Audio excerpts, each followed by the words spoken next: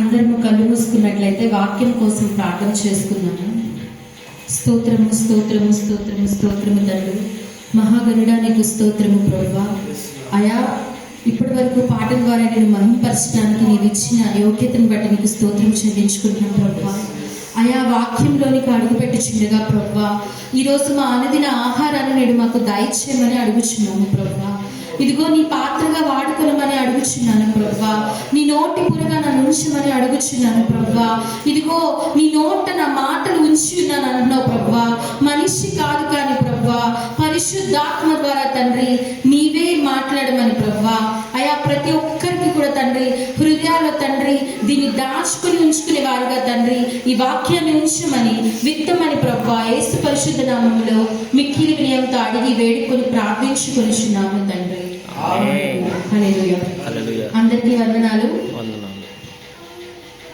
ఈరోజు వాక్యము లూకా 10వ అధ్యాయం 25 నుంచి 37 వరకు.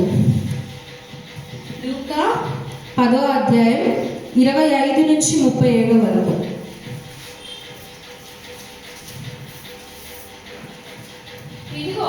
ఇదిగో ఒకప్పుడు ధర్మశాస్త్రోపదేశకుడు ఒకడు లేచి, బోధకుడా నిత్య జీవమునకు వారసుడగుటకు నేనేమి చేయవలనని ఆయనను శోధించుచు అడిగెను. అందుకాయన ధర్మశాస్త్రం అందేమి వ్రాయబడి ఉన్నది,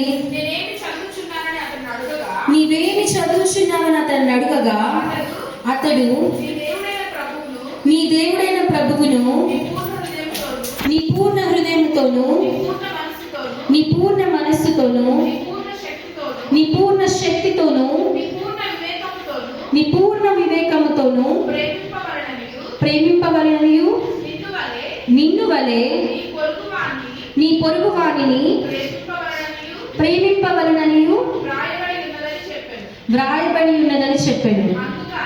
అందుకాయన నీవు సరిగా ఉత్తరం ఇచ్చితివి, అలాగు చేయము, అప్పుడు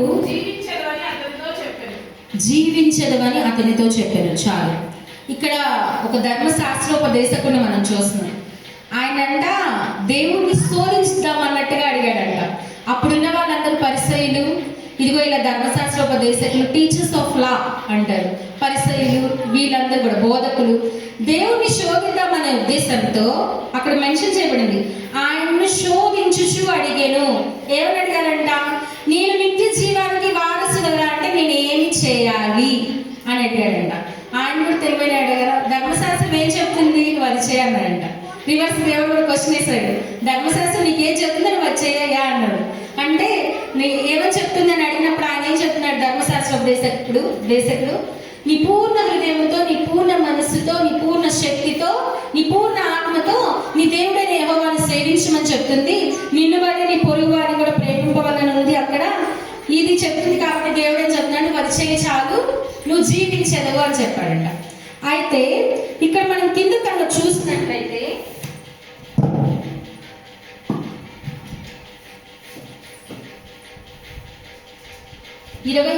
28వ అధ్యాయం తర్వాత 29. అయితే తాను నీతిమంతుడైనట్లు కనపరుచుకొనగోరి అతడు అవును కానీ నా పొరుగు వాడెవడని యేసుని అడిగాను. అందుకు యేసు ఇట్లనెను, ఒక మనుష్యుడు యెరూషలేము నుంచి యెరికో పట్టణంకు దిగి వెళ్ళొచ్చు. ఎక్కడి నుంచి ఎక్కడికి వెళ్తున్నాడంట? యెరూషలేము నుంచి యెరికోకి వెళ్తున్నాడంట. అక్కడ ముందు అది ధ్యానం చేద్దాము. యెరూషలేము నుంచి యెరికోకి. యెరూషలేము అంటే ఏంటి? యెరూషలేముకి కొన్ని ప్రాధాన్యతలు ఉన్నాయి బైబిల్లో. ఏంటి ఆ ప్రాధాన్యతలు? ఎవరైనా ఒక్కళ్ళు యెరూషలేముకి ఉన్న ప్రాధాన్యతలు ఏంటి? యెరూషలేములో ఏం జరుగుతుంది? ఎవరికి తెలీదా? యెరూషలేము దేవుడు నివసించు స్థలము. ఫస్ట్ ఆఫ్ ఆల్ యెరూషలేము సమాధానానికి స్థలము. యెరూషలేము ప్రాకారము కలిగిన స్థలము. యెరూషలేము సంపూర్ణతకి గుర్తు. యెరూషలేము సంతోషానికి గుర్తు. City of place of Joy. Place of worship, Jesus dwelling place, దేవుడు నివసించు స్థలము యెరూషలేము అంటే. ఇక్కడ చూస్తే ఆ మనుషుడు యెరూషలేము నుంచి ఎరికోకి వెళ్తున్నాడంట. యెరూషలేములో ఇన్ని ఉన్నాయి కదా, ఎందుకు ఎరికోకి వెళ్తాడు అంటారు? ఇది ఏం సూచిస్తుందంటే ఒక మనుష్యుడి యొక్క భక్తి జీవితం. యెరూషలేములో ఉన్నప్పుడు చక్కగా నెమ్మది ఉంది, నీ ప్రాకారంలో నాకు నెమ్మది ఉంది అంటాడు. కీర్తనల అధ్యాయం 122వ అధ్యాయం కనుక చూస్తే మనం యెరూషలేములో ఒక బాగుగా కట్టబడిన పట్టణంగా చూస్తాము. యెరూషలేము న్యాయము తీర్చు సింహాసనం ఉన్న స్థలంగా చూస్తాము. ఇదే కీర్తనల్లో యెరూషలేమును ప్రేమించు వారు వర్ధిల్లెదరు అని ఉంది. 122వ అధ్యాయం మీరు చదువుకుంటే గనక యెరూషలేము నగరులలో క్షేమం ఉందంట. యెరూషలేము చుట్టూ పర్వతాలు ఉన్నట్లు యెహోవా తన ప్రజల చుట్టూ ఇది మొదలుకొని నిత్యము ఉంటాడని ఉంది. అంటే యెరూషలేములో మనకి కావలసిన ప్రతిదీ ఉంది. ఒక మనిషికి సుఖ సంతోషాలతో జీవించడానికి ఏం కావాలి? దేవుడు మనతో ఉండాలి, దేవుడు మనం ఆరాధించుకునే స్థలమే ఉండాలి, మనకి ప్రశాంతత నెమ్మది కలిగి ఉండాలి. అటువంటి స్థలము యెరూషలేము. అయితే ఈ మనుషుడు యెరూషలేము నుంచి ఎక్కడికి వెళ్తున్నాడంట? ఎరికో. ఎరికో ఏంటి? శపితమైనది. అబ్బా ఆంటీ బాగా చెప్పారు.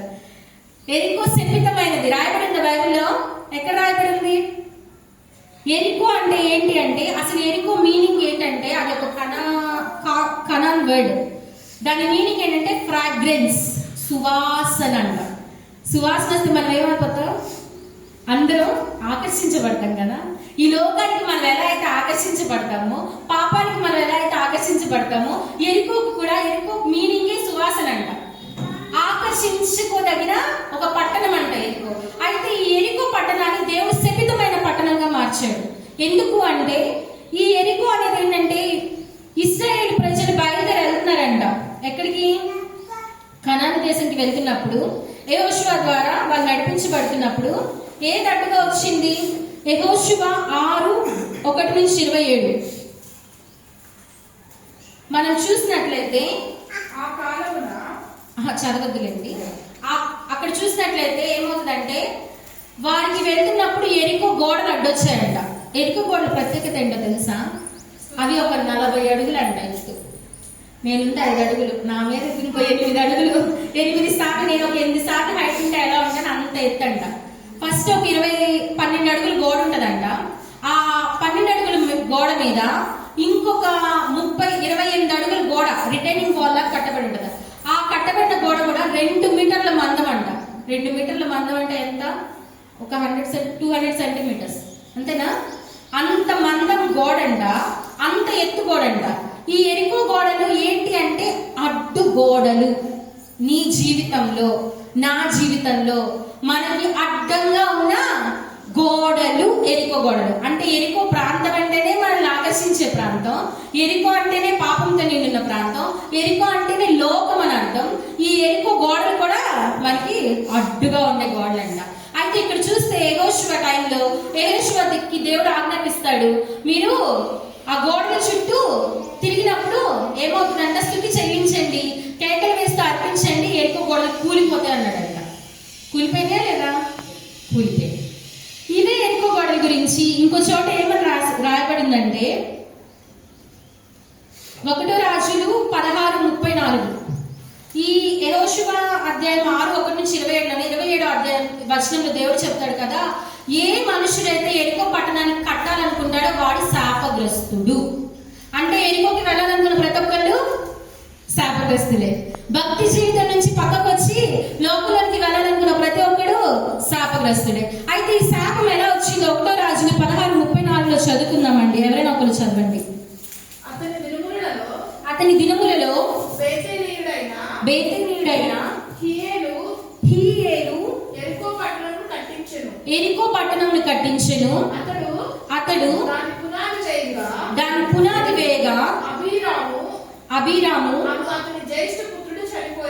అను అతని జ్యేష్ఠ పుత్రుడు చనిపోయిను. దాని గౌనుల నెత్తగా సెగూబు అను అతడి కనిష్ట పుత్రుడు చనిపోయాను. చాలు. ఆల్రెడీ యెహోషువ 6వ అధ్యాయంలో దేవుడు ఒక మాట ఇచ్చాడు. ఎరికో పట్టణాన్ని మీరు నిర్మించాలని కూడా మీరు అనుకోవద్దు, అది నేను శపిస్తున్న స్థలము. ఎవరైతే దాన్ని కట్టాలనుకున్నారో వాడు శాపగ్రస్తుడని చెప్పాడు. చెప్పిన తర్వాత ఎవరైతే వాడికి కట్టడానికి గోడలను ఎత్తుతారో అప్పుడు ఏమవుతుంది అంటే నీ జ్యేష్ఠ పుత్రుడు చచ్చిపోతాడని చెప్పాడు. ఎవరైతే తలుపులను ఎత్తుతారో అప్పుడు నీ కనిష్ట పుత్రుడు చచ్చిపోతాడని చెప్పాడు. అయినా రాజైన ఆహాబు దినముల్లో ఒక వ్యక్తి ఉన్నాడంట, హియేలు అనే వ్యక్తి. శాపాన్ని తెచ్చుకోవడానికి బాగా ఇష్టంగా ఉన్నాడంట. వెళ్ళి ఏం చేశాడు, యెరూషలేము పట్టణం కట్టడానికి వెళ్ళిపోవడం ఏమైంది, ఎప్పుడైతే జ్యేష్ఠుడే చచ్చిపోయాడంట. కన్న బిడ్డ జ్యేష్ఠుడిగా పుట్టిన వాడు చనిపోయాడంట. అయినా కూడా బుద్ధి రాకుండా ఏం చేశాడు, మళ్ళీ తలుపులు నిలబెట్టాడంట. క్లియర్ గా బైబిల్ చెబుతుంది, నువ్వు గనక ఎరికో పట్టణాన్ని కడితే నీ కనిష్ట పుత్రుడు జ్యేష్ఠ పుత్రుడు చచ్చిపోతాడని బైబిల్ చెప్తున్నా వినకుండా రాజైన ఆహాబు దినముల్లో ఆయన ఏం చేశాడంటే హియేలు శాపానికి అర్హుడయ్యాడు. శాపాన్ని కొని తెచ్చుకున్నాడంట. అందుకని దేవుడు చెప్తాడు కదా, మనం ఎప్పుడైనా సరే భక్తి జీవితం అంటే పైకి మెట్లు ఎక్కుతూ వెళ్ళాలి. యెరూషలేము ఎక్కడుంది, పర్వతములు చుట్టుకొని పర్వతముల పైన ఉంది యెరూషలేము పట్టణం, ప్రాకారం గల పట్టణంగా ఉంది. మనం ఎప్పుడైతే యెరూషలేమును విడిచిపెట్టి ఎరికోకు వస్తున్నామో మన భక్తి జీవితం పైకి అనట్లేదంట, కిందకు వస్తుందంట. మనం కూడా చాలా సార్లు నేను కూడా ఎవరో ఒకరు ఏదో ఒక టైంలో లోకానికి ఆకర్షితులవుతాం. దాని సువాసన బట్టో లేకపోతే దాని రమ్యమైనదిగా కనపడుతుందంట. ఇంకో చోట ఈ ఎరుక గురించి ఏమని రాయబడిందంటే 2 రాజులు 2:19-22 కనుక చూస్తే మనము ఏలియా ప్రవక్త ఎరికో అనే ప్రాంతంలో ఉన్నాడంట. అయితే అక్కడ మనుషులు చెప్తారు కదా, మీరు ఎందుకు ఇక్కడికి వచ్చారండి, ఎరికో నీళ్లు మంచివి కావు, చేదైనవి. అక్కడున్న వాటర్ ఏంటి, చేదు. అంటే అక్కడున్న మనుషులు కానీ అవి కానీ మంచిది కాదని ధర్మశాస్త్రం మనకు చెప్తుంది, బోధిస్తుంది. అయితే ఏలియా అంటాడు కదా, ఒక పాత్రలో ఉప్పు వేసి తీసుకురండి, నేను తీసుకురండి ఆజ్ఞాపిస్తాడు. ఆ ఉప్పు వేసిన పాత్ర తీసుకొచ్చి ఆ ఊట మీద పోయగానే ఇప్పటికీ అది ఊట అక్షయతను ఉండిందని, నీళ్లు మారిపోయాయని మనం చదువుతాం, పాట పాడుకుంటాం కదా, ఉప్పు వేసిన వెంటనే ఊట అక్షయత ఉందని అని. ఇక్కడ కూడా ఫస్ట్ ఎరుకో ఏంటి అంటే చేదు నీళ్ళు అంట, మనుషులు తాగగలిగిన నీళ్లు కాదు, నిస్సారమైన భూమికి ఇదొక నిదర్శనం. ఇక్కడ యెరూషలేము ఎరికో 2 పట్టణాలు చూస్తున్నాము. యెరూషలేములో ఉన్నంత కాలం వరకు ప్రాకారములో ఉన్నాడు, దొంగల భయం లేదు. యెరూషలేము నుంచి ఎరికోకి ఎప్పుడైతే దిగి వచ్చాడో మనం చూసినట్లయితే దొంగల చేతిలో చిక్కెను. ఎవరి దొంగ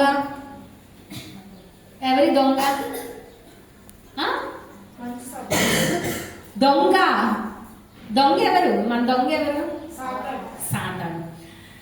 ఎవరిని మన విరోధి అయిన అపవాదిగాడు సాతాను గర్జించు సింహము వలె అటు ఇటు తిరుగులాడుచుందంట. ఎందుకు, ఎవరైనా వస్తారేమో.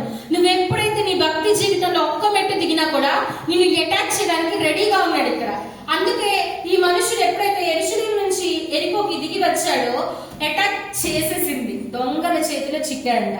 దొంగ దేనికి వస్తాడు, దొంగతనం చేయుటకును, నాశనం చేయుటకును, హత్య చేయుటకును వచ్చును. మన జీవితంలో కూడా మనం ఎప్పుడైతే దొంగకి స్థానం ఇస్తామో, అపవాది అయిన సాతానికి స్థానం ఇస్తామో మనం కూడా రెడీ అయిపోవాలి. మన బట్టలు చింపుతారు, మళ్ళీ కొడతారు, మళ్ళీ మరణం వరకు అప్పగించగల సమర్థుడు ఆ సాతాను. అయితే ఇక్కడ చూసినట్లయితే 30వ అధ్యాయంలో దొంగల చేతిలో చిక్కిన తర్వాత వారు అతని బట్టలు దోచుకొని అతని కొట్టి కొర ప్రాణంతో విడిచిరి. ఫస్ట్ ఏం చేశారంట, బట్టలు దోచుకున్నారంట. ఏంటి బట్టలు ఏంటి, మనకున్న వస్త్రాలు ఏంటి, నీతి వస్త్రం, రక్షణ వస్త్రం. ఇంకా ఎఫెసీ అధ్యాయం మనం కనుక చూసినట్లయితే 6:12-18 మనం చూసినట్లయితే మనకి సర్వాంగ కవచాన్ని దేవుడు ఒకటి ఇచ్చాడు. యెరూషలేములో ఉన్న వారందరూ కూడా ఈ సర్వాంగ కవచాన్ని ధరించుకొని ఉంటారు. ఏంటంటే సర్వాంగ కవచం అంటే ఏంటి, నీతి అనే మైమరువు, నడుములకు సత్యము అనే దట్టి, పాదరక్షలుగా సిద్ధ మనసు, సువార్త వలన సిద్ధ మనసు, ఇవన్నీ తొడుక్కుని ఉండమని మనకు చెప్తుంది బైబిల్. అయితే ఎప్పుడైతే ఈ దారి గుండా వచ్చి దొంగల చేతిలో చిక్కాడో బట్టలు చింపేశారంట. ఏంటి బట్టలు, ముఖ్యముగా మొదటిగా నీ సత్యము నిన్ను విడిచిపోయింది. ఇప్పటి వరకు నీకు అబద్ధాలు చెప్పే మనసు లేదు. ఎప్పుడైతే లోకానికి ఆకర్షితులైనా ఆటోమేటిక్గా అబద్ధం నోట్ల నుంచి వచ్చేసింది. ఆ తర్వాత నీ నీతి నువ్వు మర్చిపోతావు. ఒకదాని నీ బట్టలు తీసుకుని వెళ్ళిపోతున్నాడు సాతాను.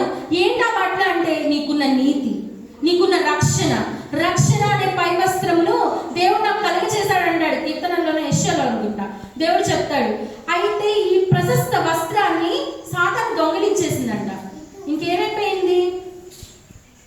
పోయింది, సత్యం పోయింది, సిద్ధ మనసు పోయింది, దేవుడిచ్చిన రక్షణ వస్త్రం పోయింది, అన్ని పోయి దిగంబరిగా అయిపోయినప్పుడు ఇంకా మిగిలిన కొర ప్రాణంతో విడిచిపోయారంట. ఎందుకని ప్రాణం తీయలేదు? ప్రాణం ఎందుకని తీయలేదు? ప్రాణం మీద అధికారం లేదు. రాయబడి ఉందా బైబిల్లో? యోబు 1వ అధ్యాయం 2వ అధ్యాయం చదివినట్లయితే దేవుడు చెప్తాడు కదా, యోబు నీతిమంతుడని దేవుడు చెప్పినప్పుడు సాతాను తను శోధించడానికి అధికారం నువ్వు అన్ని ఇచ్చావు, పశువులు ఇచ్చావు, ఇల్లు ఇచ్చావు, ఆస్తి ఇచ్చావు, సంపద ఇచ్చావు, ఇన్ని ఇచ్చిన తర్వాత నేను స్థుతించక ఏం చేస్తాడు? అవన్నీ తీసేసుకోండి. సరే, అన్నిటి మీద నేను అధికారం ఇస్తున్నాను, కానీ అతని దేహం నాకు ఏ హాని కలిగించద్దని చెప్తాడు 1వ అధ్యాయంలో. ఆయన దేహం మంచిగా ఉంది, ఏ బాధ లేదు, ఇబ్బంది లేదు, ఇంక నేను స్థుతించుకుంటే ఎలా ఉన్నాడు? అన్ని పోయిన దేహం బాగానే ఉంది కదా అన్నాడు. అప్పుడు చెప్తాడు కదా యెహోవా ఏం చెప్తాడంటే, సరే నీకు అతని శరీరం మీద నేను అధికారం ఇస్తాను, కానీ అతని ప్రాణము మీద మాత్రము అధికారం ఇవ్వనన్నాడు. అంటే ఎవరికి అయితే ఈ ప్రాణం పెట్టింది ఎవరు? మనకి యెహోవా దేవుడు. ఈ ప్రాణాన్ని తీసివేసే హక్కు ఎవరికి ఉంది?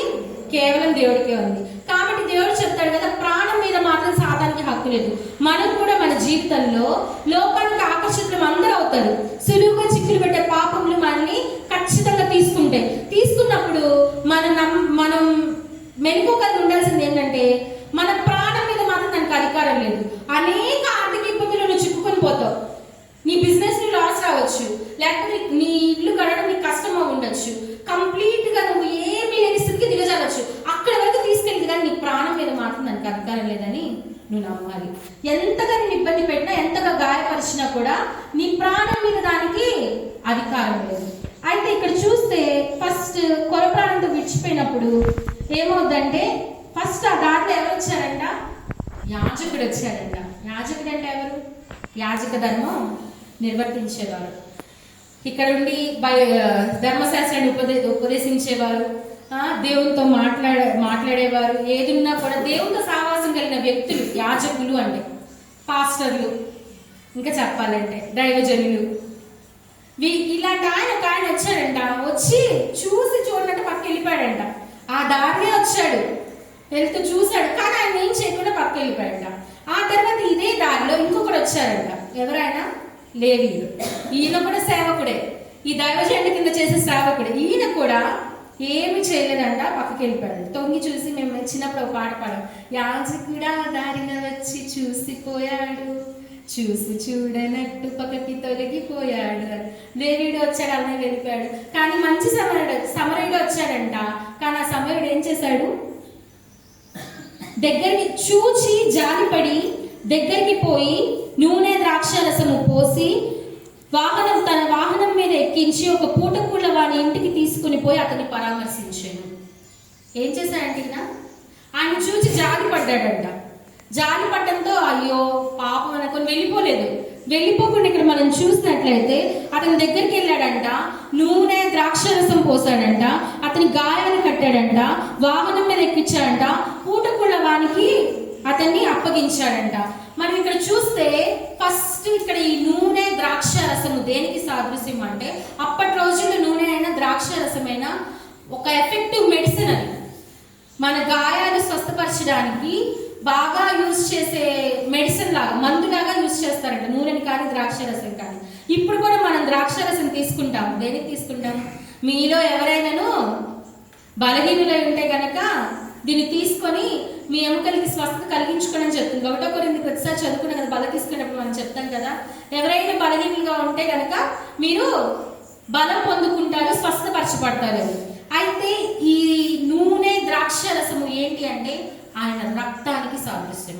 ఆ మనుష్యుడు నువ్వు నేను అయితే కనుక అదిగో యెరూషలేము నుంచి, భక్తి జీవితం నుంచి పడిపోయిన స్థితిలో ఎరుకో స్థితికి నువ్వు వచ్చావేమో, ఎరుకో స్థితిలో దేవుడు నిన్ను విడిచిపెట్టిన స్థితిలో నువ్వు ఉన్నావేమో, దొంగల చేతికి నువ్వు చిక్కావేమో, దొంగలు నేను నీ నీతి అనే వస్త్రాన్ని, నీ రక్షణ అనే వస్త్రాన్ని, నీ సత్యాన్ని, నీ ప్రతి ఒక్క సంబంధించిన సిద్ధ మనసుని అన్ని దోచేసుకున్నాడేమో, బట్ నీ ప్రాణం మాత్రం ఉంది. ఈ ప్రాణం ఉన్నప్పుడు ఈ యాజకులు లేవీయుడు నిన్ను పట్టించుకోపోవచ్చు, నీ సొంత వారు నిన్ను పట్టించుకోపోవచ్చు, నీ ఇంటి వారు నిన్ను పట్టించుకోపోవచ్చు, లేకపోతే నీ సంఘ కాపలు నిన్ను వదిలేయచ్చు. కానీ ఒకడు ఉన్నారంట, ఎవరైనా మంచి సమరయుడు అంట. మనం పాట పాడుకుంటాం కదా, గాయపడిన సమయాన మంచి సమరునిలా నా గాయాలు కడిగిన దేవా. ఏమైంది? గాయాలు కడిగాడంట. ఈరోజు నువ్వు గాయపరిచిన స్థితిలో ఉంటే నీ దగ్గరికి ఒక వ్యక్తి వచ్చాడంట. ఎవరా వ్యక్తి? మంచి సమరుడు. ఎవరి మంచి సమరుడు? యేసయ్య. మనం ఇంకను పాపంలో ఉండగానే క్రీస్తు మన కొరకు చనిపోయెను. ఈ విధంగానే దేవుడు మన దగ్గరికి వచ్చాడు. మంచి సమరుడుగా మన దగ్గరికి వచ్చాడు అంటే మనం ఇంకను పాపమే ఉండగానే, పాపంలో మునిగిపోయి ఉండగానే, నాశనకరమైన గుంటలో మనం పడి ఉండగానే, ఇదిగో మరణ లోయలో మనం సంచరిస్తుండగానే, ఇదిగో ఎవ్వరు మనల్ని కాపాడలే స్థితిలో మనం ఉన్నప్పుడే దేవుడు మన కోసం తన ప్రాణాన్ని పెట్టాడు. మంచి సమరుడిగా నీ దగ్గరికి వచ్చాడు.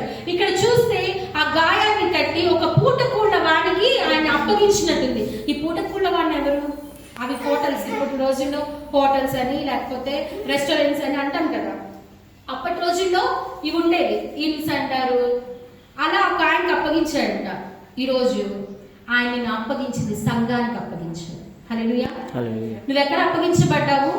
నువ్వు గాయపరిచిన స్థితిలో నుంచి దేవుడు నిన్ను విడిచిపెట్టకుండా నీ గాయాలు కట్టి, నిన్ను చూసి జాలిపడి, నీ కోసం ప్రాణం పెట్టి, నీ కోసం కలువరి త్యాగం చేసి నేను ఒక సంఘానికి, ఒక కాపరి ఉన్న సంఘానికి నిన్ను అప్పచెప్పాడంట.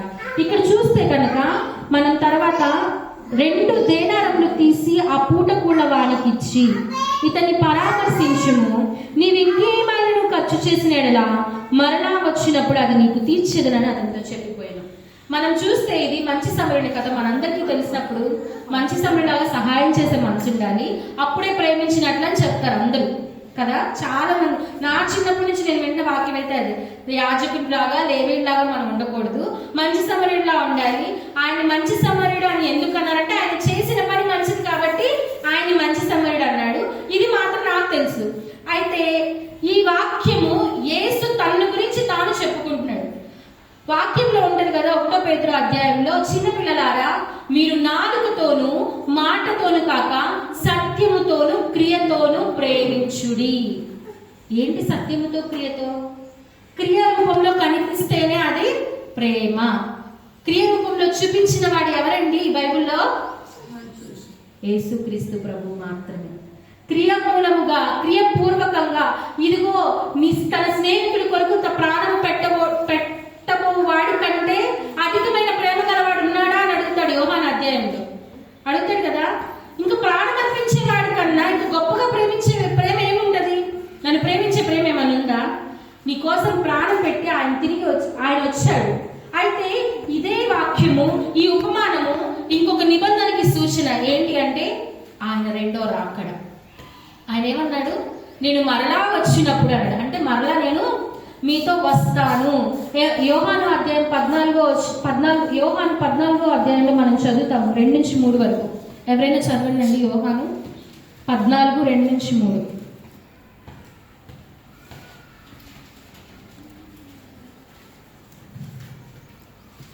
నా తండ్రి ఇంట అనేక నివాసములు కలవు, లేని ఎడల మీతో చెప్పుదును, మీకు స్థలము సిద్ధపరచ వెళ్ళుచున్నాను. నేను వెళ్ళి మీకు స్థలము సిద్ధపరచిన ఎడల నేనుండు స్థలములో మీరును ఉండలాగున మరలా వచ్చి నా యొద్ద ఉండుటకు మిమ్మును తీసుకుని పోదును. ఏంటిది? దేవుడు మనతో ఒక నిబంధన చేశాడు. ఏంటిది అంటే మనతో ఆయన ఉండడానికి ఆయన వెళ్ళి ఒక స్థలము సిద్ధపరుస్తున్నాడంట. ఆ స్థలము తర్వాత మరలా మనం తీసుకొని పోవడానికి కిందికి వచ్చి మనం తీసుకొని వెళ్తాడంట. వేలాది దూతల గణములతో ఆయన ఆకాశం నుంచి దిగి వచ్చి మనల్ని తీసుకొని పోతాడని మనం చదువుతాం కదా. వంగని మోకాళ్ళన్నీ ఆ రోజున యేసే ముందు వంగిపోతాయి. ఎవరైతే మొక్కలు ప్రతి ఒక్కరు మొక్కుతారని యేసురాజుగా వచ్చినాడని పాట పాడుకున్నాం కదా. అయితే ఇక్కడ దేవుడు మనకు గుర్తు చేస్తుంది ఏంటంటే, నిన్ను వచ్చి నీ గాయాలు కట్టి నిన్ను స్వస్థపరిచి నిన్ను బాగు చేసి ఒక సంఘాన్ని అప్పగించక ఆయన నిన్ను వదిలేలేదు. ఒకానొక రోజు ఈ సంఘము వధువుగా సిద్ధపరచబడిన రోజు నిన్ను ఆయన తన వరుడుగా వచ్చి తీసుకువెళ్ళే రోజు ఒకటి ఉంది. ఇది ఒక 2వ నిబంధన.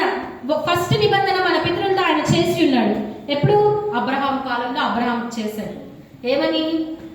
మీరు నా ప్రజలై ఉంటారు, మీ దేశంలో మీరు స్వతంత్రించుకుంటారు, బానిసత్వంలో ఉంటారు, కానీ ఆ బానిసత్వం నుంచి నేను విడిపిస్తాను, మీరు ఇస్రాయేలు వలె సంతానం అభివృద్ధి పొందుతుంది, అన్ని ఇచ్చాడు ఆశీర్వాదాలు. అయితే ఇవన్నీ జరిగించాలి అంటే మీరు నాకు లోబడి ఉండండి అని ఒక నిబంధన చేసుకున్నాడు ప్రజలతో. అయితే మోషే కాలంలో ప్రజలు ఆ నిబంధనని మీరారు, బయలుదేవతల్ని అనుసరించారు. ఇంకా చెప్పాలంటే దేవునికి ఇష్టం లేని హేయ క్రియలన్నీ జరిగించారు. దాన్ని ఆ నిబంధనని వాళ్ళు ఆ ప్రామిస్ని బ్రేక్ చేశారు. అందుకనే వాళ్ళు అనుకున్నది అంత రాజైన సొలొమోన్ మనం బాగా చదువుతాం కదా, చాలా వెల్దియెస్ట్ కింగ్, హెల్దియెస్ట్ కింగ్, జ్ఞానం కలిగిన కింగ్, అలాంటి రాజు ఇంకొకరు లేరంట. ఆయన సైతం ఏం చేశాడు? విగ్రహాన్ని పూజించాడు. విగ్రహాన్ని పూజించి దేవునికి వ్యతిరేకంగా దేవుడు చేసిన నిబంధనను ఆయన మీరాడు. దేవుడు చేసిన నిబంధన నుంచి తొలగిపోయాడు. అయితే ఈరోజు ఇక్కడ ఈ వాక్యంలో దేవుడు చెప్తుంది ఏంటంటే, నేను మరలా వచ్చినప్పుడు ఈ 2 దేనారాలు దేనికి సాదృశ్యం అంటే, ఈ 2 దేనారాల్ని 2 విధాలుగా చెప్తారు. ఒకటి కొత్త నిబంధన, పాత నిబంధన. పాత నిబంధన కాలం, కొత్త నిబంధన కాలం. ఈ 2 నెలల తర్వాత ఆయన మరలా వస్తాడు అన్నట్టు. లేకపోతే ఎలా చెప్తారంటే 2000 సంవత్సరాలు అని కూడా చెప్తారు. ఈ 2000 సంవత్సరాలు ఏంటి? క్రీస్తు మనకు పుట్టి 2000 సంవత్సరాలు అయిపోయింది. 2000 సంవత్సరాల తర్వాత ఆయన మళ్ళీ తిరిగి వస్తాడు కాబట్టి ఆ టైం వరకు అని కూడా నమ్ముతారు. అయితే నేనేం చెప్తున్నానంటే, ఆదాము దేవుడు సృజించాడు. ఎందుకు సృజించాడు దేవుడు? నరులతో సహవాసం చేయడానికి, వారితో ఉండడానికి నియమించాడు. మొన్న కాయని చెప్తున్నాను, నాకు చాలా నవ్వొచ్చింది. రోజు అంట దేవుడు వచ్చే టైంకి ఇద్దరు భార్య భర్తలు ఇద్దరు రెడీగా ఉంటారంట. ఏంటి ప్రభు ఏం చేస్తామని మాట్లాడడానికి చాలా రెడీగా ఉంటారంట. ఒకరోజు దేవుడు వచ్చాడంట, చూస్తే ఆదాము లేదంట, వాళ్ళ భార్య అంతకన్నా లేదంట. ఏదైనా వీళ్ళు ఎక్కడికి వెళ్ళారు చెట్టు చాటును దాక్కున్నారంట. ఎందుకు చెట్టు చాటును దాక్కోవాల్సిన అవసరం ఏమొచ్చింది? దేవుని సహవాసంలో ఉన్నంత వరకు వాళ్ళు బాగానే ఉన్నారు, ఆదాము అవ్వ. ఎప్పుడైతే సర్పము మాట విని మోసగించబడ్డారు, యెరూషలేము, ఇక్కడ యెరూషలేము ఏదైనా వనమైతే వారు సర్పము మాట విన్నారు. చూసారా? సర్పము మాట వినడాన్ని ఎప్పుడైతే అనుగ్రహించుకున్నారో, ఆ మాటను తీసుకున్నారో వాళ్ళు ఎక్కువ ప్రవేశించారు. ఏమైంది? కథం, టాటా బై బై. ఏమైపోయింది? శాపగ్రస్తులైనట్టు బైబిల్ చెప్తుంది. దిగంబరులైన ఇప్పటి వరకు నువ్వు దిగంబరులు నీకు తెలియలేదే. నువ్వు ఆ ఫలము తిన్నావు కాబట్టి, ఆ సర్పం చెప్పింది విన్నావు కాబట్టి, ఆ దుష్టుడైన సాతాను మాట విన్నావు కాబట్టి అయిపోయింది. శాపానికి అసలు మనకి మరణం లేని వాళ్ళం కదా మనం. మరణం భూమి మీదకి వచ్చింది ఎవరి వల్ల? ఆదాము వల్ల.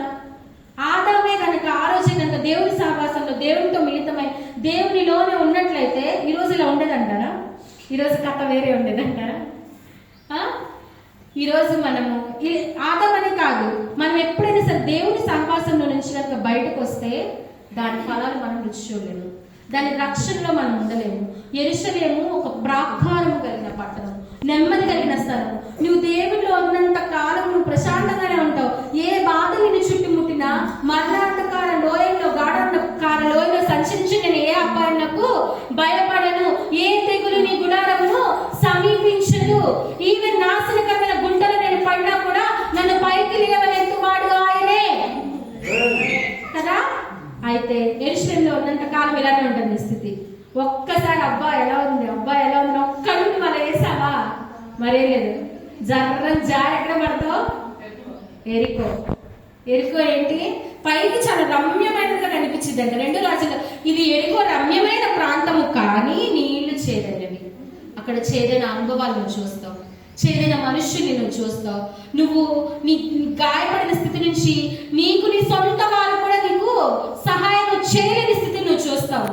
మనం కూడా ఎవరైనా ఒక మాట చెప్తే, ముఖ్యంగా యవ్వనంలో ఉన్న వాళ్ళు ఏంటి, ఒక అబ్బాయి ఉండి అబ్బా నువ్వు ఎంత బాగున్నావు, ఎంత అందంగా ఉన్నాయి నీ కళ్ళు, ఎంత అందంగా ఉన్నావు అనగానే ఏమైపోతాం? ఐసైపోతాం కదా. ఆ అబ్బాయి కూడా అంతే, నీలాంటి అబ్బాయి ఎంత హ్యాండ్సమ్ ఉన్నావు అబ్బాయి అంటే చాలా పడిపోతాం కదా. యెరూషలేము నుంచి వెళ్ళిపోతే జర్రనా జారిపడ్డా. ఎక్కలేని అబద్ధాలు స్టార్ట్ అవుతాయి. అనుభవాన్ని చెప్తున్నామండి. అప్పటి వరకు అబద్ధం మాట్లాడిన వ్యక్తులు ఏం చేస్తారు? అబద్ధాలు స్టార్ట్ అవుతాయి. ఒక్కొక్క వస్త్రాన్ని దోచుకొని పోవడం, నీతి పోతుంది, సత్యము పోతుంది, మనుషుల్లో నుంచి దేవుని కొరకైన సిద్ధ మనసు పోతుంది. అబ్బా ఎంత అది ఒక ఏమంటారు, చాలా ఆకర్షితమైన గుంట అది. వేసి గురించి, జాతకం గురించి మనం సామెతలో చదువుతాం కదా. చాలా రమ్యమైనదిగా కనిపించే ఒక నాశనకరమైన గుంటది. నువ్వు గనక పడ్డావా శాపగ్రస్తుడివి. ఎరుకో గురించి దేవుడు చెప్పిన మాట శాపగ్రస్తమైనది. దానిలోకి వెళ్ళి వారు కూడా శాపగ్రస్తమైన వారు.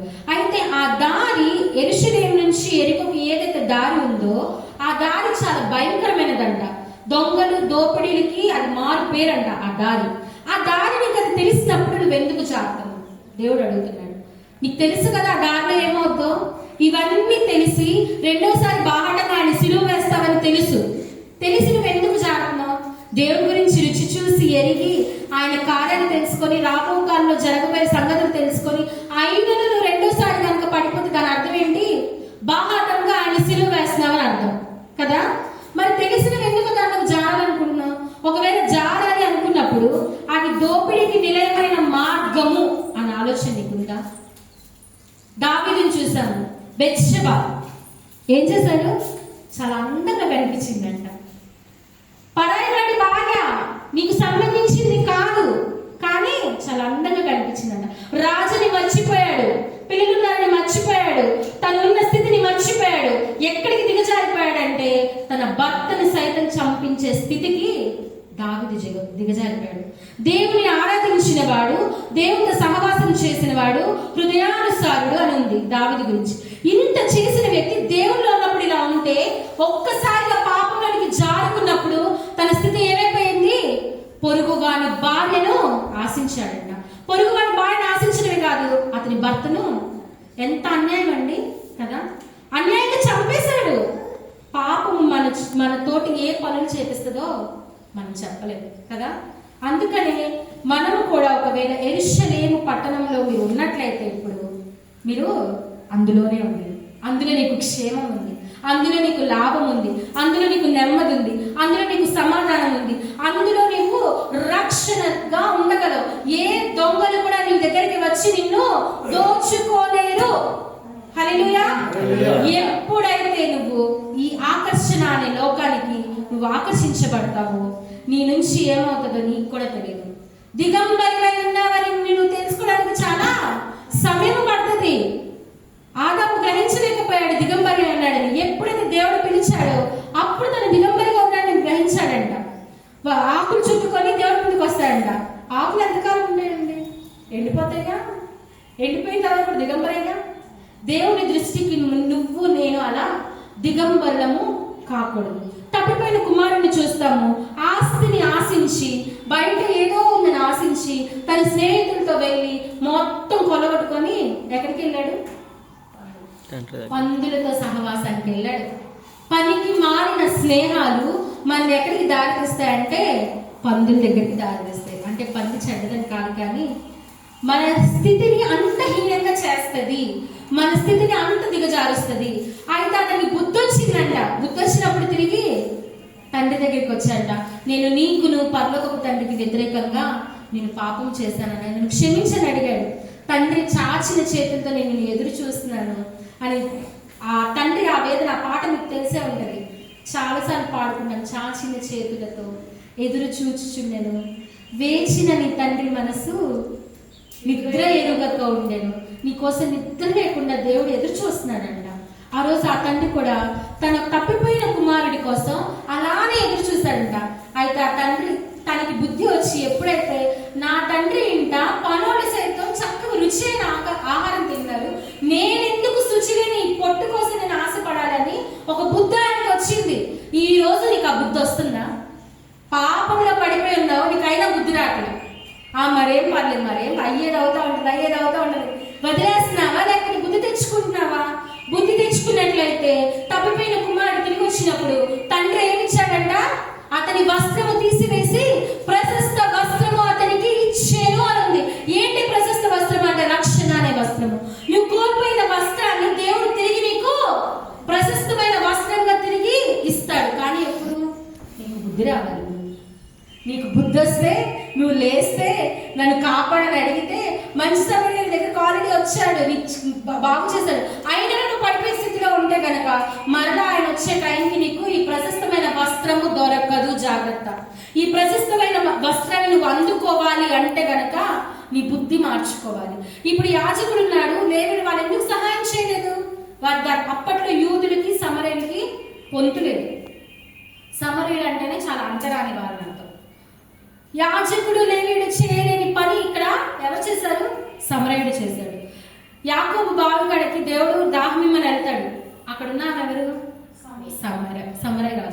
సమరయురాలైన స్త్రీ కదా, సమరయ స్త్రీ. ఆమెమంటది? యూదులతో సమరయులకు ఏమి సాంగత్యము అంటది. అంటే సమరయులు అంటే ఒక అంటరాని వారు.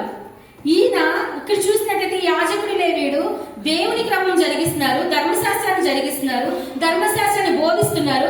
అయినప్పటికీ నిజమైన ధర్మశాస్త్రం ఏంటో వారు అనుగ్రహించలేదు, వారు తెలుసుకోలేకపోయారు. నిజమైన పని ఏంటి? నిన్ను వారిని పొరుగు వారిని ప్రేమించమన్న ఆజ్ఞ వారు తీసుకోలేకపోయారు. అప్పట్లో చాలా కఠినమైన ఆజ్ఞలు ఉండేవి. పరిసయ్యులు కానీ శాస్త్రుడు కానీ వీళ్ళందరూ ఆచరించేవి ఏంటి అంటే, ఎవరైనా సరే అలా పడిపోయిన శవంలో పడుంటే వాళ్ళ దగ్గరికి వెళ్ళకూడదు. ఎందుకంటే వీళ్ళు దేవుడి పని జరిగిస్తారు కాబట్టి వీళ్ళు పవిత్రులు, అది అపవిత్రమైనవి శవము లేకపోతే అపవిత్రమైన మనుషులు కొట్టబడి ఉన్నారు అంటే వారి దగ్గరికి వెళ్ళి ముట్టుకుంటే వీళ్ళు అపవిత్రం అయిపోతారని ఫీల్ అవుతారు. సో అందుకే యాజకుడు లేవుడు వెళ్ళి వాళ్ళు పట్టుకొని పోయిండొచ్చు. లేకపోతే ఆ దారి భయంకరమైన దారి కాబట్టి, ఆ దారి దొంగలు దాడి చేసే దారి కాబట్టి వాళ్ళు భయపడిపోయి ఈయనకి సహాయం చేయకుండా ఉండిండొచ్చు. వాళ్ళ రీజన్స్ వాళ్ళకు ఉన్నాయి. వాళ్ళ పని వాళ్ళు జరిగించడానికి నేను ఉండొచ్చు. నా పని ఆయన సహాయం చేయడం కాదు, నా పని దేవుడి పని జరిగించడానికి పరిగెత్తుండొచ్చు. కానీ ఈ రోజు నిజమైన పని ఏంటి అంటే నీ పొరుగు వారిని ప్రేమించడం. ప్రేమ అన్నిటినీ దోషాలను కప్పుతుందంట. ప్రేమ శాశ్వత కాలం వరకు నిలుస్తుందంట. అయితే ఈ ప్రేమ లోకపరమైన ప్రేమ కాదు మనం అనుకుంటున్నట్టు. ఈ ప్రేమ ఏంటి అంటే దేవుని ప్రేమ. ఈ ప్రేమ ఏంటంటే క్రియరూపకంగా మనకి చూపించిన ప్రేమ. ఈ ప్రేమ ఏంటి అంటే నీ కోసం ప్రాణం పెట్టి, ఇదిగో అమ్మా నువ్వు ఈ ప్రాకారంలో నువ్వు ఉండు, ఇందులో నీకు నెమ్మది కలుగుతుంది, ఇందులో నువ్వు శాంతి సమాధానంతో వర్ధిల్లుతావు, ఇందులో నీకు ప్రతిదీ కూడా ప్రతి అవసరము తీర్చబడిందని చెప్పి నిన్ను ఉంచి నీ కోసం వెళ్ళి మళ్ళీ నీ కోసం ఒక స్థలము సిద్ధపరుస్తాడంట. దేవుడు చెప్తాడు కదా యోహాను 15వ అధ్యాయంలో, ఆయన్ని ప్రేమించడము అంటే ఆయన ఆజ్ఞను నెరవేర్చలేదు. ఆయన ఆజ్ఞలు గైకొండలు వాళ్ళని ప్రేమించినట్లయితే, యేసును ప్రేమిస్తే నువ్వు ఆయన తండ్రిని కూడా ప్రేమించినట్లయితే అప్పుడు నీకు ఒక స్థలము నీకు అక్కడ అనుగ్రహించబడి ఉంటుంది. అయితే మనం అందరం కూడా మనం ఒక పాట పాడుకుంటాము, పరమ జీవము నాకు నీవా, తిరిగి లేచిన నాతో నుండి అని పాట పాడతాం కదా. అందులో ఒక లైన్ ఉన్నది, లోకము శరీరము లాగినను లోబడక నేను వెళ్ళెదను. ఈ రోజు నువ్వు గనక లోకము శరీరం నిన్ను లాగినప్పటికీ నువ్వు లోబడకుండా గనక నువ్వు దీని నుంచి వెళితే, నీవున్న ప్రదేశంలో కనుక నువ్వు ఉంటే, యెరూషలేములోనే కనుక నీవు నిలబడినట్లయితే నీకేముంటది? పరమజీవము, నిత్య జీవము. నువ్వు దేనికైతే వారసురాలుగా అవ్వాలి అని అనుకుంటావో ఆ నిత్య జీవానికి వారసురాలుగా అవ్వాలి అంటే లోకం శరీరం నిన్ను లాగుద్ది. అయినా కూడా మరణంలో కూడా నేను రక్షించే దేవుడు నీతో ఉన్నాడు కాబట్టి దానికి నువ్వు అట్రాక్ట్ అవ్వకూడదు. ఇప్పటి వరకు అట్రాక్ట్ అయిన వాళ్ళు ఉండుండొచ్చు, ఇప్పటి వరకు దాంట్లో ఉండుండొచ్చు, ఇప్పటికీ కూడా దానిలో ఆ ఊపిరిలో ఉండుండొచ్చు. ఇప్పటికైనా నువ్వు తెలుసుకోవాల్సిన విషయం ఏంటి? బుద్ధి తెచ్చుకొని నువ్వు గనక ఎక్కడికి రావాలి? తిరిగి నువ్వు నీ స్థలానికి వెళ్ళు. నీ ప్రదేశం ఇది కాదు, మన ప్రదేశం ఇది కాదు, మన స్థలం ఇది కాదు. మన స్థలం ఏంటి? ఎత్తైన స్థలంలో ఉన్న యెరూషలేము పట్టణము మన స్థలం. అందులో కనుక మనం ఉన్నట్లయితే మనకి నిత్య జీవము. ఒక మనుషుని ప్రాణము నిలబెట్టడానికి చూశాడు కాబట్టి మంచి సమరయుడు ఆయన్ని మంచి సమరుడు అన్నారు. మరొక మనిషి ప్రాణాన్ని నిలబెడితే ఆయన ఆరాధించినట్లే, ఆయన ప్రేమించినట్లే, ఆయన సేవించినట్లే. నశించిపోయిన దాన్ని వెతికి రక్షించడానికి మనుష్య కుమారుడు లోకానికి వచ్చాడని చదువుతాం. లాస్ట్ వీక్ కూడా మనం మాట చదువుతున్నాం.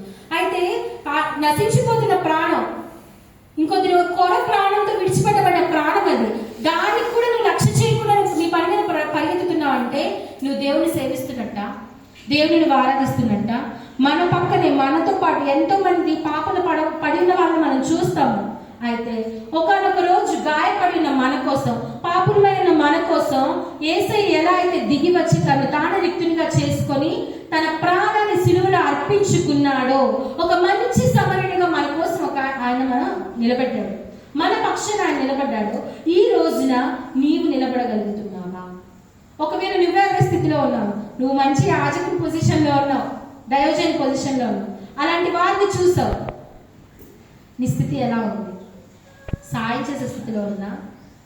నిజంగా దేవుని ప్రేమించడం అంటే ఒక మనిషిని, ఆత్మని నరకానికి వెళ్లకుండా తప్పించుకుంటా. రీసెంట్గా వచ్చిన రీసెర్చ్ మీకు అందరికీ తెలుసు, ఇప్పుడు కాదు ఎప్పుడో వచ్చింది. నరకంలో చాలా మంది యవనస్తులు ఉన్నారంట. అందరూ యవనస్తుల సంఖ్య నరకంలో పెరిగిపోతుందంట, బాగా ఎక్కువ మంది ఉన్నారంట. అయితే ఈ యవనస్తులందరినీ ఎవరు రక్షిస్తారు? ఎవరు రక్షించగలరు? అప్పుడైతే దేవుడు మన కోసం వచ్చి మనల్ని రక్షించాడు, మన పాపముల నిమిత్తమై తన వెల చెల్లించేశాడు. అయితే ఈరోజు వీళ్ళు రక్షించాల్సిన బాధ్యత ఎవరికి ఉంది? నీకు, నాకు. ఆ రోజు పడిపోయిన స్థితి నుంచి ఏ మనుష్యుడు నేను లేవనెత్తకపోయినా, ఏ మనుష్యుడు నీ దగ్గరికి రాకపోయినా, నీ దగ్గరికి నీ పరమ తండ్రి వచ్చాడు కదా.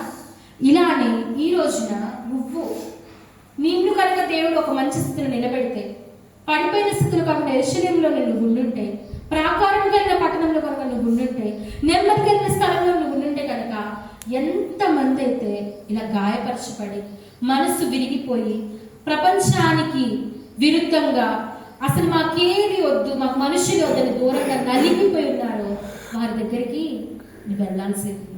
వెళ్ళి వారికి కూడా ఈ వస్త్రాన్ని, వారు కోల్పోయిన వస్త్రం ఏదైతే ఉందో ఆ వస్త్రాన్ని నువ్వు అందించాలి. అప్పుడు మాత్రమే మనము నిత్య జీవానికి వారసులము. ఏంటి నిత్య జీవము? నిన్ను వలె నీ పొరుగు వారి. ఈ ప్రపంచం అంతా మనకి మన పొరుగువారే. ఈ ప్రపంచంలో ఎవరికి కష్టం వచ్చిన వారు మనకి పొరుగువారే. ఈ ప్రపంచంలో ఎవరు పడిపోయిన వారు మనకి పొరుగువారే. ఈ ప్రపంచంలో ఎవరు గాయపరచబడిన స్థితిలో ఉన్నా, నలిగిన స్థితిలో ఉన్నా కూడా వారిని మనం రక్షించబద్దులమై. హల్లెలూయా. ఈ రోజు నువ్వు రక్షించగలుగుతున్నావు. నువ్వే పడిపోయిన స్థితిలో ఉంటే వాళ్ళని రక్షిస్తావు, అంతే కదా. నేనే సగం మట్టుకు కూలిపోయినాను, నిన్నేం లేపుతాను అని అనుకుంటున్నావా?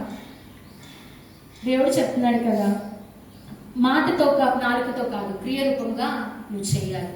లోకము నిన్ను, శరీరము నిన్ను లాగుతుంది, నిన్ను ఆకర్షిస్తుంది, రమ్యంగా నీకు చూపిస్తుంది. ఆ పండు కూడా చాలా రమ్యంగా కనపడి ఉంటుంది ఆమెకి, అవ్వకి. అయితే వారైతే శాపం కొని తెచ్చుకున్నారు. ఎరుకో శాపగ్రస్తమైనది. ఈరోజు నువ్వు శాపగ్రస్తమైన వాటిని, శపితమైన వాటిని నువ్వు లోబడుతున్నావా? దేవుడు చెప్తున్నాడు కదా, అది నాశనకరమైన గుంట, తెగులు కలిగిన గుంట. యోగుకి చర్మ వ్యాధి పెట్టిందంట అపవాదు. గీక్కుండా కూడా దేవుని స్థితిస్తానే ఉన్నాడు. ఆ స్థితిలో మనం ఉండాలి. కానీ అబ్బా ఇంకా దేవుడు లేడు, దెయ్యం లేదు, ఏం లేదని చెప్పి పక్కకు వచ్చేసాం అనుకోండి, అన్ని పోతాయి. ఉన్న దానిలోనే మనం కాపాడుకొని మన నీతిని, మీకు కలిగిన దాన్ని జాగ్రత్తగా పట్టుకుని ఉండే అన్నాడు. ఇప్పటి వరకు నువ్వు నీ హెయిర్ క్లియర్ చేసావేమో, అయినా నీకు ఇంకా నా మీద కొంచెం మనసు ఉంది కాబట్టి నీకు కలిగిన దాన్ని నువ్వు జాగ్రత్తగా పట్టుకో అంటాడు. సంఘానికి ఉత్తరాలు రాస్తా ఎవరు? యోహాను గారు. ఈరోజు దేవుడు కూడా చెప్తున్నాడు, నీకు కలిగిన దాన్ని నువ్వు జాగ్రత్తగా పట్టుకో. నీ పొరుగు వారిని నువ్వు ప్రేమించు. ప్రేమించడం అంటే ఇదిగో ఒక ఆత్మ నశించిపోకుండా ఇదిగో పరలోకానికి నడిపించడమే, యెరూషలేముకు దారి చూపడమే. యెరూషలేము దారిలో ఎన్నో మంది నీకు కనిపిస్తూ ఉంటారు. ఈ లోకంలో నీకు ఎంతో మంది నశించిపోయే ఆత్మలు కనిపిస్తూ ఉంటాయి. ఇలా వస్త్రహీనులైన వారు, దిగంబరులైన వారు, శపితమైన వారు, వీరందరినీ నువ్వు చూస్తూనే ఉంటావు. వీరందరినీ రక్షించాల్సిన బాధ్యత నీకు, నాకు దేవుడు అప్పగించాడు. అప్పుడు మాత్రమే నువ్వు పూర్ణ ఆత్మతో, నీ పూర్ణ శక్తితో, నీ పూర్ణ మనసుతో దేవుణ్ణి వెంబడిస్తున్నావని అర్థము. ఒక ఆత్మని కాపాడినట్లయితే దేవుని మనం సేవించినట్లే. హల్లెలూయా. ఎలా అయితే తప్పిపోయిన కుమారుడు అయితే బుద్ధి తెచ్చుకొని దేవుని దగ్గర అడిగాడు, తన ప్రశస్త వస్త్రాన్ని, పోగొట్టుకున్న వస్త్రాన్ని తిరిగి సంపాదించుకున్నాడు. నువ్వు సంపాదించుకున్నావా? ఒకవేళ నువ్వు పోగొట్టుకోకపోతే వెరీ గుడ్, నీలాంటి వాళ్ళు ఎవరు లేరు, అలానే ఉండు. ప్రియుడా, నీ ఆత్మ చెప్పుచిన ప్రకారం నువ్వు వర్ధిల్లు. ఒకవేళ నువ్వు పోగొట్టుకున్నట్లయితే ఇప్పటికైనా బుద్ధి తెచ్చుకో. ఈరోజు నువ్వు తిరగాల్సింది ఎటు? యెరూషలేముకు తిరుగు. మళ్ళీ నువ్వు కోల్పోయిన వస్త్రాన్ని తిరిగి నువ్వు సంపాదించుకో. సర్వాంగ కవచాన్ని ధరించుకో. వాడిన రెండంచుల ఖడ్గాన్ని చేతిలో ఉంచుకో. ఈ వాడిన రెండంచుల ఖడ్గం ఏంటి? ఇది ఇది నువ్వు చేతిలో ఉంచుకొని, మరలా నీ నీతి నువ్వు సంతరించుకొని, మరలా నీ సిద్ధ మనసు నువ్వు సంతరించుకొని, నీవు కనుక దేవుళ్ళో కనుక అడుగులు వేస్తే ఆయన నీకు ఒక నిబంధన చేశాడు. నీ కోసం నేను ఒక స్థలం సిద్ధపరిచాను. నేను వెళ్ళి మీరును నాతో ఉండులాగున నేను నా తండ్రి దగ్గర అనేక నివాసాలు ఉన్నాయంట. నీకు కూడా ఒక నివాసం ఉంది. లేదంటే పుష్కర్ వెళ్ళిపోవడమే పక్కకి. ఏంటి వెళ్ళిపోయి చక్కగా అగ్ని ఆడదు, పురుగు చావదు, నిత్యమైన అగ్నిలో నిత్యము కాలిపోతా నువ్వు అలా బాధపడాల్సిందే. ఇప్పుడు ఎలా అయితే యవనస్తులు ఎంతో మంది అగ్నిలో అల్లాడిపోతూ ఉన్నారో నీకు కూడా అదే గతి. నువ్వు పక్కకు వచ్చావా, బుద్ధి తెచ్చుకున్నావా బాగానే ఉంటావు. బుద్ధి తెచ్చుకోలేదే చాలా బాగుంది, మనుషులు బాగున్నారు, ఎంజాయ్మెంట్ బాగుంది అని అనుకున్నావా, దెబ్బ. జాగ్రత్త. ఆయన నియమించిన స్థలంలో, ఆయన నీకు సిద్ధపరుస్తున్న స్థలంలో నీకు కూడా ఒక భాగము ఉండాలి. బంగారు వీధుల్లో నువ్వు తిరగాలి. ఆ ప్రశస్తమైన వస్త్రాలను ధరించుకొని దేవునితో పాటు 24 పెద్దలతో ఆయన సింహాసనానికి నువ్వు అధిష్ఠించాలి కదా. ఇదే కదా మనకు కావాలి. మన చివరి ఏమంటారు గోల్ ఏదైనా ఉంది అంటే, క్రైస్తవులుగా మనం చేరాల్సింది ఏంటి? యెరూషలేము పట్టణము. యెరూషలేము నుంచి దిగిపోవద్దు, కానీ యెరూషలేము పట్టణముకు చేరడానికి ప్రతి మార్గమును ఈరోజు ఎత్తుక్కో. నువ్వు ఏది ఎత్తుక్కుంటే నువ్వు యెరూషలేముకి చేరతావో, ఏది నిన్ను పరములకు నడిపిస్తుందో, ఏది నిన్ను నిత్య జీవానికి నడిపిస్తుందో ఆ దారి నువ్వు వెతకవలసింది. అది కేవలం ప్రేమ వలన, ఆయన ఆజ్ఞలు పాటించడం వలన. ఇదే మొదటి ఆజ్ఞయు మరియు ప్రాధాన్యమైన ఆజ్ఞ అంటాడు దేవుడు. నీ పూర్ణ ఆత్మతో, నీ పూర్ణ శక్తితో, నీ పూర్ణ మనసుతో, ఈ మూడిట్లో మనం అంటున్నాం, I will worship you with all of my heart, I will worship you with all of my mind, I will worship you with all of my strength. బలాన్ని కూడగట్టుకో, నీ ఆత్మతో, నీ పూర్ణ హృదయంతో నువ్వు దేవుని సేవించాలి. ఈ సేవించడం అంటే చూసి చూడటం పక్కన కాదు. అక్కడ మనిషి పడిపోయింటే నాకెందుకులే అని పక్క వెళ్ళిపోవడం కాదు. నీకు చేయాల్సిన బాధ్యత ఏంటి? నువ్వు కూడా అలా లేపబడిన వాడే కదా, నీవు కూడా అలా లేపబడిన దానివే కదా. మీరు మీ సొంత కారు విలువ పెట్టి కొనబడిన వారు, ఆల్రెడీ విలువించి కొనుక్కున్నాడు దేవుడు అక్కడ. ఈ రోజు నువ్వు విలువ పెట్టి కొనబడిన దాను. అయితే దేవుడు చెప్తున్న మాట ఏంటంటే, నీవు ఎలా అయితే రక్షించబడ్డావు, నీ వస్త్రాన్ని నీవు ఎలా అయితే సంతరించుకున్నావు, అనేక మందికి నువ్వు ఈ వెలుగుగా నువ్వు నిలబడాలి. అనేక మందిని ఈ దారికి నువ్వు తీసుకురావాలి. అనేక మందికి నువ్వు ఈ సంఘానికి నువ్వు చేకూర్చాలి. వీటన్నిటిని చేసినప్పుడు నువ్వు ఖచ్చితంగా నిత్య జీవానికి వారసురాలు అవుతారని దేవుడు చెప్తున్నాడు. అందరూ కళ్ళు మూసుకున్నట్లయితే ప్రార్థన చేసుకున్నాము. యెహోవా సన్నిధిని మోకరించి, ప్రభువా ఇదిగో నేను శపితమైన పట్టణంలో ఉన్నానేమో, నన్ను ఒక్కసారి చూడు ప్రభువా. ఇదిగో గాయపడిన సమయంలో మంచి సమరణులు నా దగ్గరికి రా తండ్రి అని మనం అడుగుదాము. కళ్ళు మూసుకున్నాము, ప్రార్థన చేసుకున్నాము. స్తోత్రము స్తోత్రము స్తోత్రము స్తోత్రము స్తోత్రము తండ్రి. మహాగణానికి స్తోత్రము ప్రభువా, మహోన్నతానికి స్తోత్రము ప్రభువా. యేసయ్యా నిజమే తండ్రి, యెరూషలేములో తండ్రి, నగరంలో తండ్రి క్షేమము ఉంది ప్రభువా. ఎప్పుడైతే మేము యెరూషలేము నుంచి పక్కకు వచ్చాము తండ్రి, ఇదిగో గర్జించుచున్న సాతాను సింహము వలె మా మీద పడింది ప్రభువా. తండ్రి మా నుంచి తీసుకునేది ఏది లేకుండా అన్ని తీసుకుంది ప్రభువా. దొంగతనానికి, నాశనం చేయడానికి, హత్య చేయడానికి వచ్చినట్లుగా ఇదిగో ప్రభువా మమ్మల్ని దోచుకుని పోయింది ప్రభువా. అయితే గొర్రెలకు జీవం కలుగును, సమృద్ధిగా కలుగును వచ్చాము మేము నమ్ముచున్నాము ప్రభువా. ఇదిగో ఈ రోజు మమ్మల్ని కట్టి నిలబెట్టమని అడుగుచున్నాము ప్రభువా. శపితమైన ప్రాంతంలో, రమ్యమైనగా కనబడిన ప్రాంతం అని అనుకుని ప్రభువా వచ్చి నాశనకరమైన గుంటను మేము పడిపోయి ఉన్నాము ప్రభువా. లేవనెత్తువాడవు నీవే ప్రభువా, బలపరచువాడవు నీవే ప్రభువా. ఇదిగో నీ హస్తమే మమ్మల్ని లేవనెత్తునంటున్నావు ప్రభువా. అయ్యా నీ బలము నాకు కావాలంటున్నావు ప్రభువా. ఇదిగో తండ్రి నీ బలము కోసం ప్రార్థిస్తున్నాము ప్రభువా. నీ గాయపడిన హస్తంతో మమ్మల్ని పైకి లేవనెత్తమని అడుగుచున్నాను ప్రభువా. ఇదిగో మరణ లోయల్లో, మరణానికి సంబంధించిన లోయలో నేను పడిపోయి ఉన్నానేమో ప్రభువా. అయ్యా ప్రేమతో నన్ను హక్కును చేర్చుకోమని అడుగుచున్నాను ప్రభువా.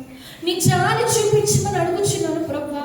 యెరూషలేము చుట్టూ పర్వతములు ఉన్నట్లు ఇదిగో నా చుట్టూ కూడా నీ ఉండమని అడుగుచున్నాను ప్రభువా. అయ్యా సులువుగా చిక్కులు పెట్టు పాపం వలన ప్రభువా నాశనకరమైన గుంటలో నేను దిగిపోయినానేమో తండ్రి. ఒక్కసారి మా మధ్యలోనికి దిగిన ప్రభువా, మమ్మల్ని లేవనెత్తు ప్రభువా. నీ గాయపడిన హస్తముతో, నీ రక్తముతో నన్ను తాకి స్వస్థపరచు ప్రభువా. తండ్రి, నీ అభిషేకాన్ని ఇవ్వు ప్రభువా. ఇదిగో నూనె ద్రాక్షరసం అక్కడ పోసినట్లుగా ప్రభువా, అటువంటి అభిషేకాన్ని, అటువంటి స్వస్థతని తండ్రి మాకు దయచేయమని అడుగుచున్నాను ప్రభువా. నీకు స్తోత్రం. యెరూషలేములోకి మేము ప్రవేశించడానికి మాకు శక్తిని దయచేయండి ప్రభువా. ఆయా తప్పిపోయిన వారిగా కాదు కానీ ప్రభువా, ఇదిగో నిన్ను వలె నీ పొరుగువారిని ప్రేమించే మనస్సు, యాజకుడి వలె కాక, లేవీయుడి వలె కాక, మంచి సమరుల వలె మమ్మల్ని మార్చమని అడుగుచున్నాను ప్రభువా. నిజంగా నేను ప్రేమించిన ఒక ఆత్మని రక్షించుటే కదా ప్రభువా, ఒక ప్రాణాన్ని కాపాడితే నేను కాపాడినట్టే కదా ప్రభువా. ఒక ప్రాణాన్ని కనుక మేము కాపాడినట్లయితే, ఒక ఆత్మని మేము కాపాడినట్లయితే నేను సేవించినట్లే ప్రభువా, నేను ప్రేమించినట్లే ప్రభువా. ఇదిగో నీ ఆజ్ఞను గాయకునే మెట్టు నాకు దయచేయమని అడుగుచున్నాను ప్రభువా. మా సంఘానికి దయచేయమని అడుగుచున్నాను ప్రభువా. ఇదిగో తండ్రి, శపితమైన దానిలో నుంచి బయటకు లేవనెత్తమని అడుగుచున్నాను ప్రభువా. ఇదిగో వీధుల పెంట కుప్ప మీద నుంచి పైకి లేవనెత్తి వాడుకు నీవే ప్రభువా. ఇదిగో నీ దక్షిణ హస్తముతో తండ్రి మమ్మల్ని లేపమని అడుగుచున్నాము ప్రభువా. ఇదిగో తండ్రి, పూటగుళ్ళ వారికి అప్పగించినట్లు ఒక సంఘానికి మమ్మల్ని అప్పగించినావు ప్రభువా. అయితే ఈ సంఘంలో మా వస్త్రాన్ని మేము కాపాడుకునే వారిగా మమ్మల్ని ఉంచు ప్రభువా.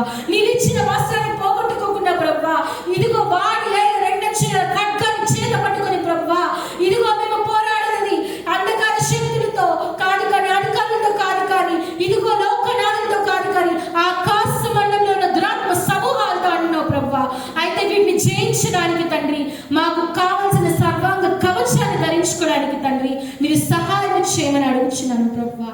ఆయా మత్తులము కాక ప్రభువా, నిత్యము నిన్ను ఆరాధించే వారిగా మా పూర్ణ ఆత్మతో, మా పూర్ణ బలముతో తండ్రి, మా పూర్ణ వివేకముతో ప్రభువా, మా పూర్ణ శక్తితో ప్రభువా నిన్ను ఆరాధించుకోవడానికి, నిన్ను సేవించడానికి, నిన్ను ప్రేమించడానికి ప్రభువా, మరణాన్ని వచ్చే దినము వరకు ప్రభువా మాకు కలిగిన దాన్ని మేము జాగ్రత్తగా పట్టుకోవడానికి ప్రభువా సహాయం చేయమని అడుగుచున్నాను ప్రభువా. తండ్రి, నీవిచ్చిన వాగ్దానాలు మా పట్ల నెరవేర్చమని అడుగుచున్నాను ప్రభువా. ఎవరైనా ఈ స్థితిలో ఉన్నాయనలా, ఇదిగో నేను మీ వద్దకు వచ్చుచున్నాను, హల్లెలూయా, ఇదిగో మిమ్మల్ని నేను కట్టి బాగు చేయబోతున్నాను, కోల్పోయిన దానికంటే రెండంతలుగా నేను మీకు ఇవ్వబోతున్నాను, హల్లెలూయా. ఇవి మీ పట్ల మానక జరుగును. వాగ్దానాన్ని మీరు స్వతంత్రించుకోబోతున్నారు. ఇదిగో శపితమైన దాని నుంచి మీరు వేరు చేయబడుతున్నారు. మీరు వేరునై మీరు పారబోతున్నారు. జీవ జలముల ఊటగా మిమ్మల్ని ఈ రోజు నేను ఉంచబోతున్నాను. రు రు రు రు రు రు హల్లెలూయా. ఇదిగో ఆకాశము నుంచి అగ్ని దిగి వచ్చినట్లుగా ఇదిగో నేను మీ మధ్యలో ఉన్నాను. మీ సకలమైన కార్యాలను బట్టి మీకు తీర్పు తీర్చువాడను నేనే.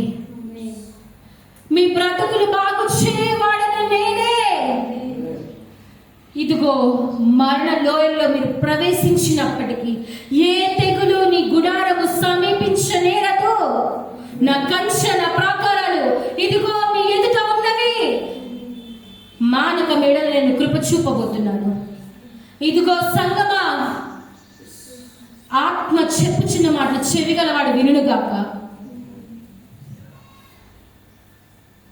నువ్వు మాతో చేసిన నిబంధన నీ వచ్చే దినము వరకు ప్రభువా మేము దీన్ని జాగ్రత్తగా పట్టుకొని ప్రభువా నూతన యెరూషలేములో నీతో ఆనందించడానికి ప్రభువా సహాయం చేయమని తండ్రి అయ్యా నీకు ప్రార్థించుకొచ్చున్నాను ప్రభువా. ఈ సంఘంలో తండ్రి ఆత్మలతో నింపమని అడుగుచున్నాను ప్రభువా. ఎవరైతే తండ్రి ఈ శబ్ద యంత్రం ద్వారా వింటున్నారో ప్రభువా వారి మనసుకి కూడా తండ్రి బుద్ధిని కలుగు చేయమని అడుగుచున్నాను ప్రభువా. జనములతో సమకూర్చమని అడుగుచున్నాను ప్రభువా. నాలో దిక్కుల నుంచి ప్రభువా నీ జనులను మీరు రప్పించమని అడుగుచున్నాను ప్రభువా. తండ్రి పాలు తెల్లి ప్రవహించు దేశానికి అడ్డుపడినట్టుగా ప్రభువా, ఎరుకు గోడలు అడ్డుపడినట్టుగా మా జీవితంలో ఏ అడ్డుగోడలు ఉన్నాయో ప్రతి అడ్డుగోడ కూల్చివేమని అడుగుచున్నాను అయ్యా. ప్రతి అడ్డుగోడను దాటుకొని మేము వెళ్తున్నందుకు నీకు స్తోత్రం చెల్లించుకొచ్చున్నాము ప్రభువా. తండ్రి మా పట్ల మీ కనికరము, మీ జాలి, మీ దయను చూపుతున్నందుకు, మమ్మల్ని జ్ఞాపకం చేసుకున్నందుకు తండ్రి మీకు స్తోత్రము చెల్లించుకొచ్చు ప్రభువా. యేసు పరిశుద్ధ నామంలో మిక్కిలి వినయంతో అడిగి వేడుకొని ప్రార్థించుకొనుచున్నాము తండ్రి. ఆమేన్.